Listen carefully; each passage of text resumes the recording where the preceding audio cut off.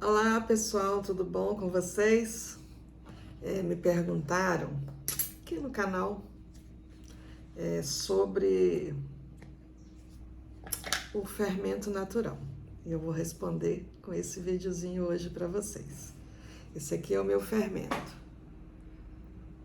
Eu fiz uma alimentação ontem um pouquinho mais de farinha, então por isso meu pote, ó, ele tava aqui assim. Mas ele, mesmo dentro da geladeira, ele cresceu essa quantidade, ó, mais que dobrou de volume. O pote tá quase, quase cheio, né? Se eu virar, ele derrama. Tá quase derramando, porque ele cresceu dentro da geladeira, né? Eu fiz uma alimentação de manutenção desse fermento. Mas como ele é muito forte, porque eu alimento ele sempre, eu não deixo ele com fome, olha como ele está. Tirei da geladeira agora. Aí quando eu mexo, né, ele perde o ar que está dentro e aí ele volta, ó, ele diminuiu de volume, tá? Abaixou. Perdeu o volume porque o ar que estava preso escapou aqui diante de vocês. Ó, ele estava aqui em cima, né? Olha lá, ele desceu. Tá vendo? Mas é um fermento que eu alimento sempre, tá? Eu não deixo meu fermento com fome. Isso quer dizer que eu tenho que alimentar, mesmo se eu não fosse fazer pães, ele dentro da geladeira guardado, eu tenho que alimentar de 3 em 3 dias. Isso vai deixar o seu fermento ativo e forte e sem nenhuma acidez. Eu sempre falo isso aqui com vocês. Se você não quer acidez nenhuma no seu pão, cuide bem do seu fermentinho, dê comida para ele. Porque quanto mais tempo ele passa sem o alimento, que é a farinha e água, ele vai produzir, ele está aqui comendo. São micro-organismos vivos e que se alimentam da farinha que você coloca aqui. Então, à medida que o tempo passa, né, ele vai produzindo, né, nesse processo dele de comer, que na verdade é uma fermentação. Nessa fermentação são produzidos o gás carbônico, que é esse gás que você viu liberando aqui, e que é o gás que é responsável por fazer o seu pão crescer, que é a fermentação, né? Além desse gás produzido, que é o gás carbônico, o CO2, também são produzidos álcool. O álcool, ele deixa então um sabor azedo, ácido no fermento e também no pão. Para evitar isso, alimente sempre o seu fermento, tá? Mas a pergunta foi o seguinte, ela me perguntou se para fazer essa alimentação de manutenção, né, eu posso tirar o fermento da geladeira, alimentar, tirar uma isca daqui, eu sempre tiro uma isca, esse aqui é o fermento mãe que estava guardado. Eu vou tirar uma isca desse fermento, né, e alimentar.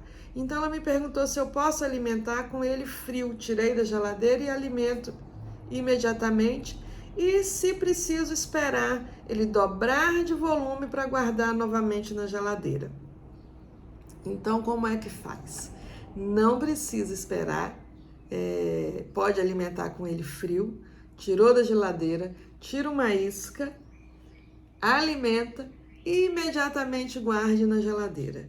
Por quê? Vai guardar imediatamente. Porque em temperatura ambiente, se você não guardar na geladeira, deixar lá dobrando a temperatura ambiente, que pode estar aí entre 26, 27, dependendo da sua região, até mais que isso, né? Pode estar fazendo muito calor, né? Vai acelerar o processo de fermentação. E a comida que você deu para o seu fermento vai acabar rapidamente e ele vai ficar novamente com fome. Então, um dos motivos para a gente colocar na geladeira é abaixar essa temperatura. A geladeira ela gira em torno de 7, 8, às vezes até menos que isso, né? E ela vai diminuir esse processo de fermentação. As bactérias e leveduras que tem aqui dentro ficam em modo como se fosse um urso hibernando. Vai hibernar, vai dormir e vai parar de comer. Quem dorme não come, não é verdade? Diz que o sono alimenta, né? Então ele fica lá paradinho, sem fazer a fermentação, sem se alimentar dessa farinha que você colocou aqui dentro. Então, para esse fermento durar mais tempo e aí você não precisar alimentar mais vezes porque a comida já acabou, coloque na geladeira. Essa geladeira abaixa a temperatura do fermento e diminui a atividade das leveduras e bactérias que passam a um modo letárgico de hibernação. Ela cresce um pouquinho. Vocês viram que o meu fermento ele cresceu na geladeira, tá?